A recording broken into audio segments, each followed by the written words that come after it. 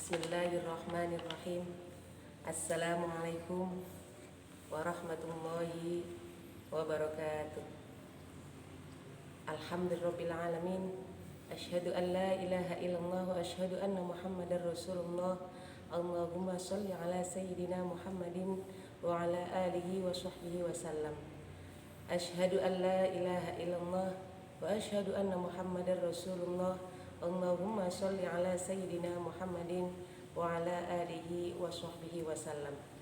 Asyhadu an la ilaha illallah wa asyhadu anna muhammadar rasulullah.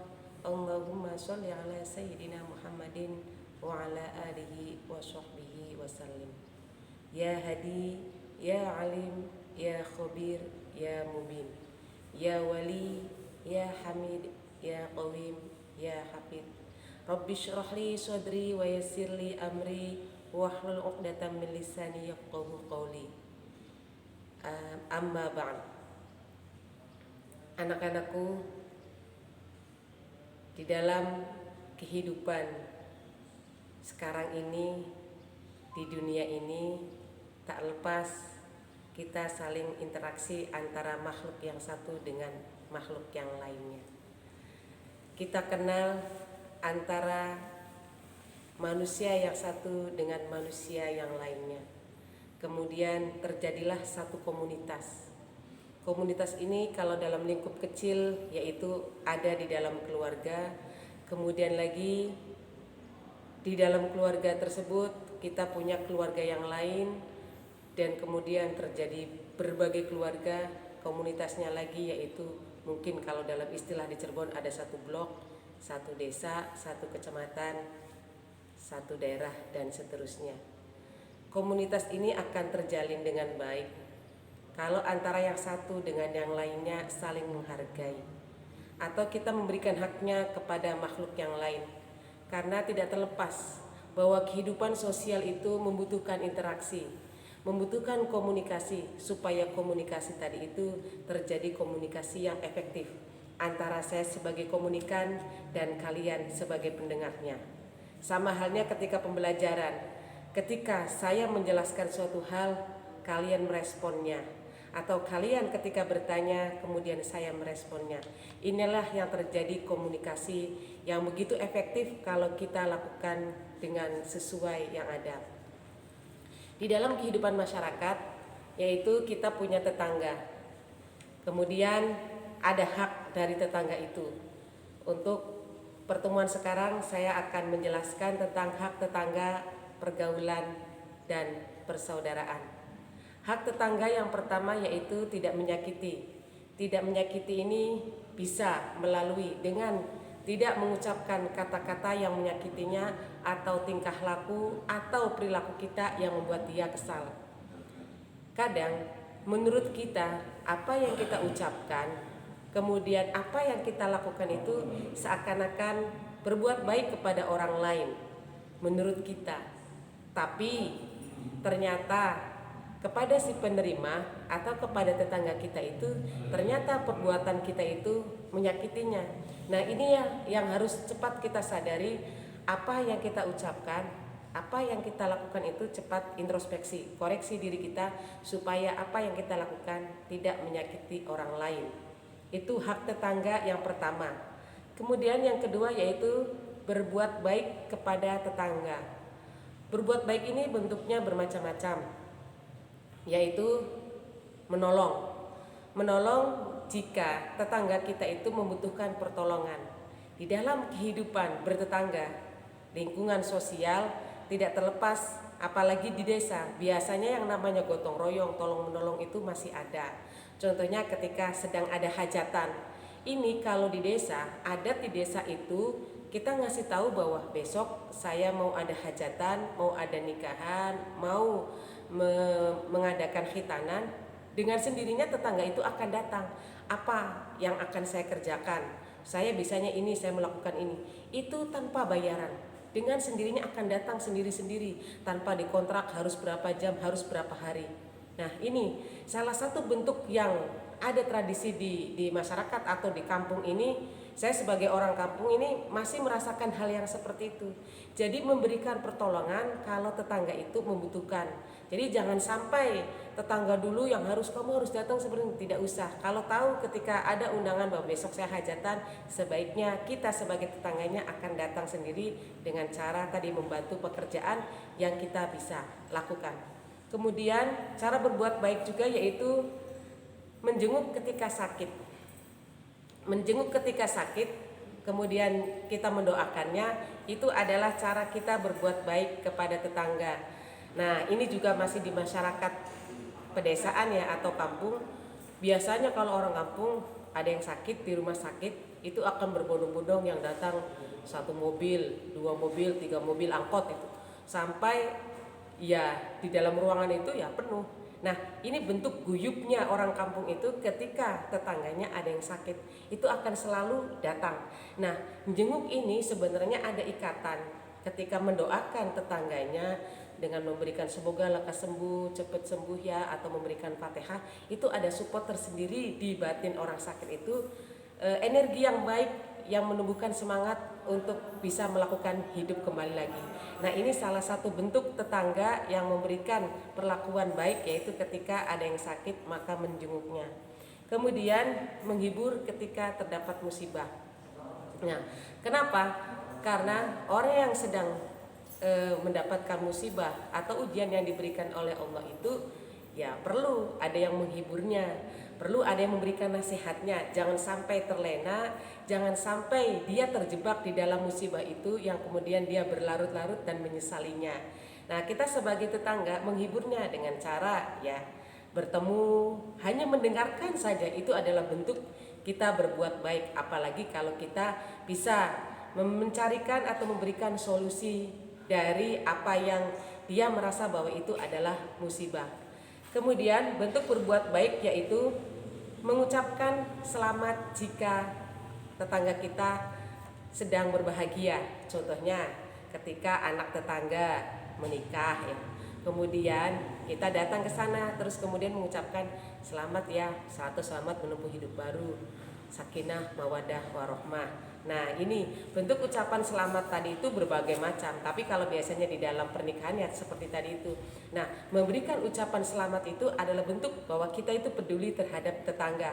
Kita peduli terhadap lingkungan kita.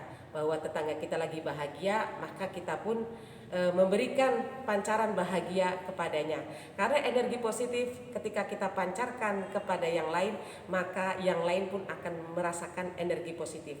Tetapi ketika kita pancarkan energi negatif, contohnya ketika ada tetangga kita yang sedang merasakan kebahagiaan seperti tadi mengadakan pernikahan, kemudian kita merasa sedih, maka terpancar juga nanti energi negatif itu tersebut kepada orang yang sedang berbahagia. Nah, ini akan menjadi blunder, akan menjadi ruwet, dan akan menjadi suasana yang berbeda. Kemudian bentuk berbuat baik juga kepada tetangga yaitu memberikan makanan. Ya, memberikan makanan, atau kalau memang, nah biasanya ini kalau yang sering kadang gini, contohnya kita mendapatkan makanan yang banyak atau kita punya makanan yang lebih, kadang itu eman kalau dikasihkan kepada tetangga. Bahkan saking emannya sampai makanan tadi itu ya basi, sampai makan itu sudah tidak enak baru dikasihkan tetangga. Inilah sifat yang seperti ini, jangan sampai kita memberikan orang lain pas dikasihkan makanannya basi, pas dikasihkan makanannya tidak layak. Kalau kita memberi kemudian tidak layak, itu harusnya sebenarnya kita mengaca sendiri. Kalau kita dikasih makan sama orang kemudian posisi makanan seperti itu, tentunya kita tidak suka. Maka hal yang tidak suka pada kita itu ya jangan diberikan atau tidak dikerjakan kepada orang lain. Kemudian hak tetangga yang ketiga yaitu menghormati dan menghargainya dengan tidak melarangnya. Bentuknya seperti apa? Yaitu seperti, nah ini bentuk tetangga biasanya kadang kita ada perbatasan rumah saya atau rumah kalian dengan tangga di sampingnya. Ya, tetangga di sampingnya itu dia membuat tembok. Nah, kemudian kita juga membuat tembok karena ngerasa bahwa kalau dalam bahasa Jawanya di kutagar atau dikasih tembok tinggi, penghalang yang tinggi. Ketika tetangga itu sudah memberikan tembok 2-3 meter, kemudian kita batasi dengan lebih tinggi lagi 4 meter. Kemudian tetangga lagi 5 meter terus sampai tinggi-tinggian temboknya. Nah ini sebenarnya jangan seperti itu. Kalau memang tembok itu tidak mempengaruhi kita dan tidak merugikan kita, ya biarkan saja, orang toh itu tanahnya.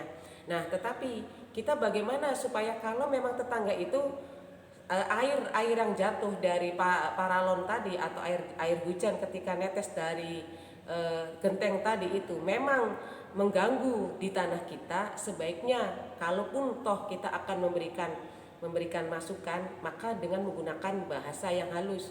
Karena ini sensitif sekali, walaupun itu tanah kita dan airnya jatuh di perbatasan tanah kita, sebaiknya dengan menggunakan bahasa yang kira-kira tidak menyakitinya. Jadi yang namanya kehidupan tetangga itu luar biasa di sini. Hal sesuatu yang memang benar, kadang kalau kita mengucapkannya dengan sesuatu yang tidak benar, maka hasilnya pun akan menjadi salah. Kemudian bentuk dari menghormati dan menghargainya yaitu tidak menyakiti hewan peliharaannya. Nah, contoh, ya tetangga itu memelihara ayam. Nah ini ayam memang kalau dibiarkan itu akan meninggalkan kotoran ya. Nah itu memang sebenarnya salah itu tetangga, karena apa? Ayamnya itu akan mengotori rumah kita. Nah kalau kita memberikan nasihat sekali, 2 kali memang tetangga itu tidak ada respon, maka kita kasih arahan, jangan yang dijadikan sebagai korbannya adalah ayamnya, tapi bagaimana kita menegurnya dengan cara baik. Kalau itu kembali kepada diri kita bahwa yang punya peliharaan adalah kita, ya kita harus sadar diri bahwa peliharaan kita itu jangan sampai mengotori tetangga kita. Karena akan berakibat apa? Akan berakibatnya kepada hewan yang kita pelihara. Yang salah ini bukan hewannya, tapi yang salah adalah yang ternaknya. Jadi kalau memang kita punya peternakan, ya dijaga dengan baik, bukan hanya sekedar makanannya, bukan hanya sekedar kita suka saja, tetapi bagaimana merawatnya supaya peliharaan yang kita lakukan ini tidak menyakiti atau tidak membuat orang lain itu tersinggung. Kemudian tidak mendirikan bangunan di atas tanahnya. Ini kadang gini, ada seseorang yang mungkin dengan cara berhati-hati membuat batasan, seumpama bahwa saya punya tanah itu sekitar 20 bata. Karena saya kalau mendirikan bangunan 20 bata itu, maka saya akan air jatuhnya itu akan ke tetangga sebelah. Jadi kita batasin, saya tidak menyampai 20 bata nih, sekitar 19 lah. Ada sisa tanah. Nah kemudian ketika orang yang di sampingnya itu tidak mengetahui, seakan-akan bahwa rumah yang dibuat tetangganya itu adalah pres atau sesuai, malah dia mendirikan itu. Nah sebenarnya di sini ketika kita membuat batasan itu, batasin aja. Kalau bahasa kita namanya kasih pondasi. Jadi pondasi itu tetap 20, nanti kalau kita membuat bangunan tinggal kita geser. Supaya apa? Supaya tidak terjadi perbatasan tadi ambigu gitu. Ini punya tetangga atau punya kita. Apalagi nanti setelah orang tua itu meninggal, yang meneruskan adalah anak-anaknya. Nah kalau yang sudah meneruskan anak-anaknya, antara saya seumpama dengan tetangga saya ini kan tidak tahu. Padahal itu punya kakeknya dulu, padahal itu punya siapa yang atasnya kita, kemudian tinggal menikmatinya saja. Nah ini akan terjadi sesuatu yang menyakitkan. Jangan sampai hal itu terjadi, yaitu mendirikan bangunan di atas tanahnya tetangga. Kemudian yang keempat, bahwa hak tetangga adalah jadikan sebagai saudara. Kemarin sudah saya terangkan bahwa orang tua itu bisa orang tua secara biologis dan juga bisa orang tua secara ideologis. Nah ini tetangga itu adalah orang yang dekat bangunannya, bisa juga itu karena hubungan persaudaraan, bisa juga memang tidak ada hubungan persaudaraan, atau memang murni tetangga tidak ada darah dagingnya. Jadikan rasa tetangga tadi adalah saudara. Karena apa? Sesuatu yang dilakukan kita, kalau kita minta tolong itu bukan orang yang jauh, bukan saudara kita yang sedarah daging yang jauh, tetapi orang yang memang berada di samping kita bangunannya. Kalau memang itu bukan saudara kita secara nasab, maka jadikanlah tetangga itu seperti saudara yang satu keturunan. Kemudian hak yang berikutnya yaitu yang kelima, yaitu dimaafkan. Sifat pemaaf dimanapun kita berada, maka tetap kita lakukan. Karena sifat pemaaf ini adalah sebagaimana yang dilakukan oleh Rasulullah. Sejelek apapun perilaku orang tersebut, maka jangan membenci orangnya. Ya, contohnya mungkin kalian sudah tahu semua ketika Rasulullah bagaimana disakitinya ketika mau berangkat ke masjid, kemudian dilempari dengan kotoran.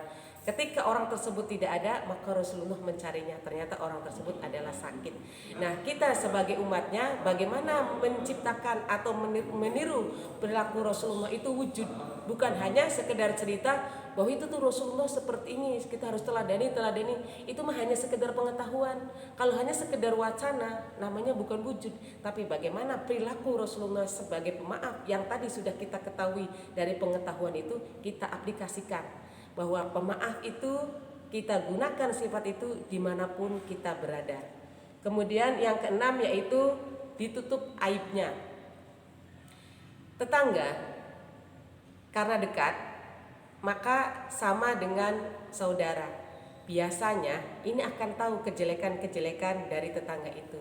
Jangan sampai tetangga terjadi pertengkaran dengan yang lainnya, justru kita akan memberikan atau menginformasikan atau membeberkan aib itu, bahwa itu tuh adalah seperti ini. Nggak usah dilakukan seperti itu. Biarkan saja.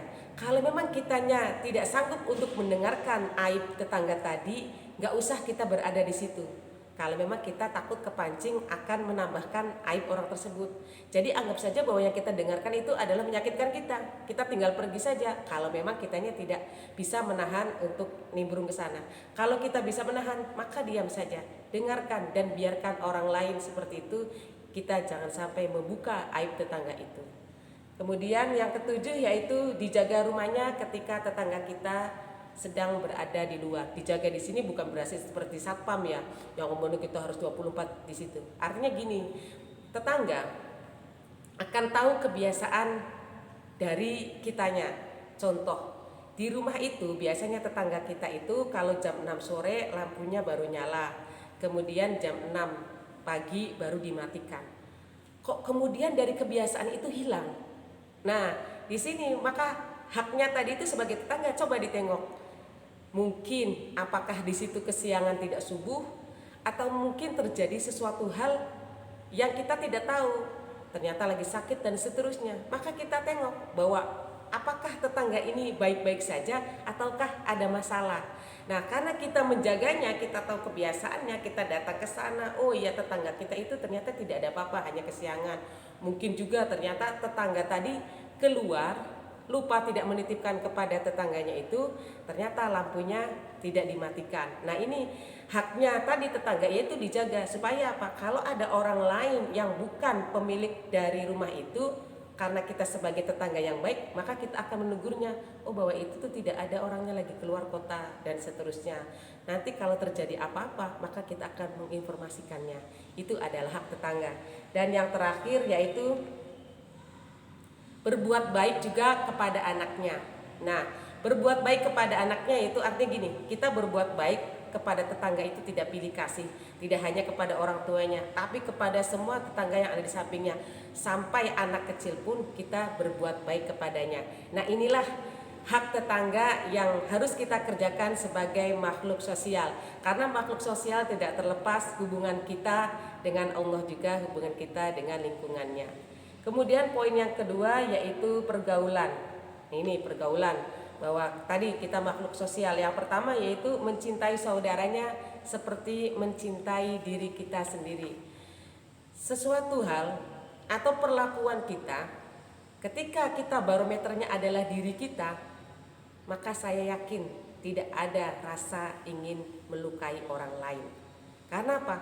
Kalau kita dicubit itu sakit, maka tidak akan melakukan cubitan itu.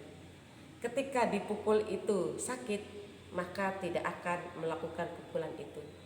Dan ketika bahwa dijatuhkan itu rasanya tidak enak, maka tidak akan melakukan hal itu. Mencintai saudara itu sebagaimana kita mencintai contohnya badan kita sendiri. Kalau memang perkataan kita tadi itu menyakitkan orang lain, maka simpan perkataan itu, gak usah dilontarkan. Kalau perlakuan kita tadi menghalangi orang lain itu menyakiti, maka jangan dilakukan. Jadi barometernya adalah diri kita. Kalau diri kitanya tidak mau dilukai, maka jangan dilakukan. Kemudian yang kedua yaitu tidak menyakiti. Ya, tadi mencintai orang lain seperti diri kita, kemudian tidak menyakiti orang lain. Karena sesuatu yang menurut kita sakit tentunya kita tidak mau merasakannya. Nah ini supaya apa? Supaya pergaulan tadi terjadi semakin erat. Pergaulan tadi ada rasa nyaman, ada rasa tentram. Tetapi kalau salah satunya disakiti, maka ini tidak akan terjadi pergaulan, tidak akan terjadi menjadi persahabatan, tidak akan menjadi satu kesatuan. Kemudian yang ketiga yaitu rendah hati. Pergaulan itu akan baik kalau kitanya saling menghormati. Jadi bukan rendah diri ya, rendah hati. Jadi kalau rendah hati itu kita akan saling menghormati antara pendapat yang satu dengan pendapat yang lainnya.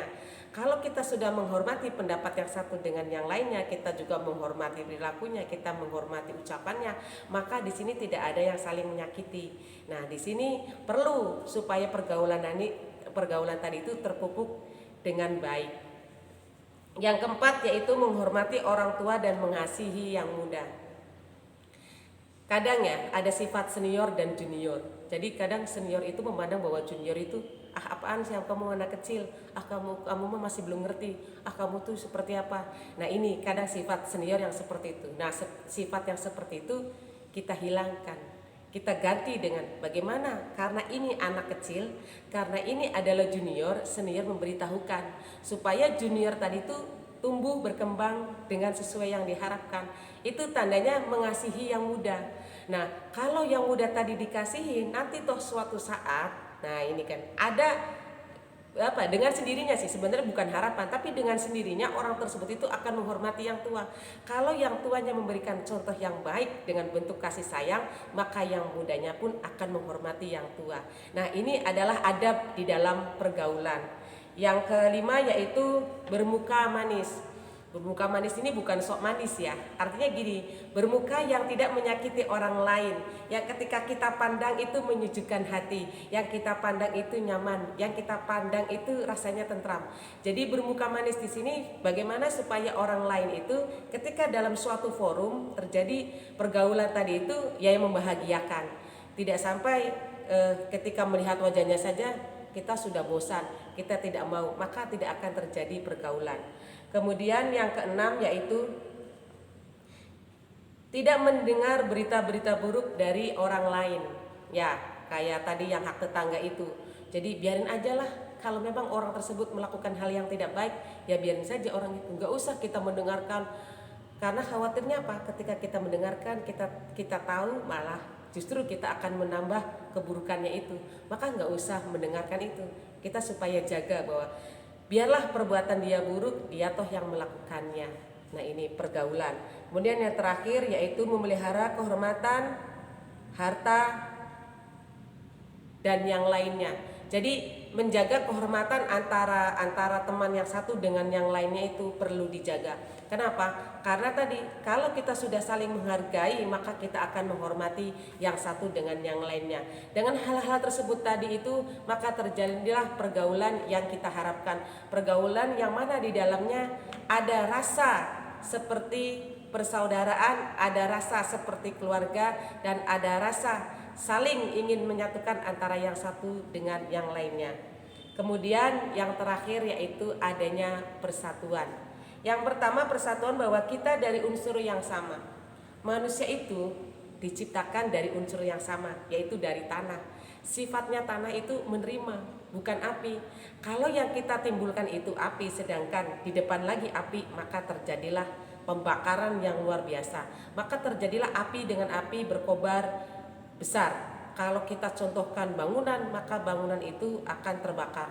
Tetapi bagaimana kalau unsur api kita ciptakan, kita lakukan, dan di depan kita juga unsur api, unsur tanah. Ketika kita pada dasarnya adalah unsur tanah, kemudian yang di depan kita juga unsur tanah, maka ini akan terjadi kedamaian. Unsurnya sama, yaitu dari tanah, dan tanah itu mempunyai sifat damai atau menerima. Kemudian persatuan yang kedua yaitu saling mencintai. Saling mencintai, saling menghargai, saling menyayangi, bahwa kita adalah milik kalian dan kalian adalah milik kita. Yang seperti ini adalah saling mencintai, tidak akan mungkin melukai, tidak akan mungkin menyakiti antara yang satu dengan yang lainnya. Karena apa? Bahwa persatuan itu dibutuhkan. Kalau dalam pepatah kan apa ya, ibunya lupa, bahwa nanti akan bercerai-berai. Contohnya kalau sapu lidi dalam satu ikatan dari beberapa batang tadi itu akan menjadi kuat dan bisa membersihkan halaman. Tetapi kalau satu lidi tidak dijadikan satu dalam ikatan menjadi sapu lidi, maka tidak akan bisa membersihkan satu yang lainnya. Kenapa dijadikan satu? Kenapa sih kita saling mencintai? Supaya persatuannya lebih erat. Kemudian yang terakhir dari persatuan yaitu adanya rasa persaudaraan. Nah, rasa persatuan itu timbul karena kita ngerasa bahwa antara saya, antara dengan yang lainnya itu adalah saudara. Dan memang antara muslim yang satu dengan yang lainnya adalah saudara. Kita tegaskan lagi, bukan hanya muslim, semua makhluk Allah yang ada di dunia itu adalah semuanya bersaudara. Jangan memandang agamanya, jangan memandang rasnya, jangan memandang sukunya. Tapi bagaimana kita memandang siapa yang menciptakan makhluk itu kalau bukan Khalik, kalau bukan Allah yang maha segalanya. Kalau konsep ini kita gunakan, maka tidak ada saya yang lebih baik, saya yang lebih benar, tapi semuanya adalah sama-sama belajar untuk menuju kebenaran. Mungkin itu saja dari saya. Banyak sekali kekurangan yang belum saya paparkan, sehingga bisa kalian mencari referensi yang lain untuk menambah wawasan, kemudian wawasan tadi dimengerti menjadi ilmu. Ihdinas siratal mustaqim, wallahul muwaffiq ila aqwamit thoriq, wal 'afwu minkum. Wassalamualaikum warahmatullahi wabarakatuh.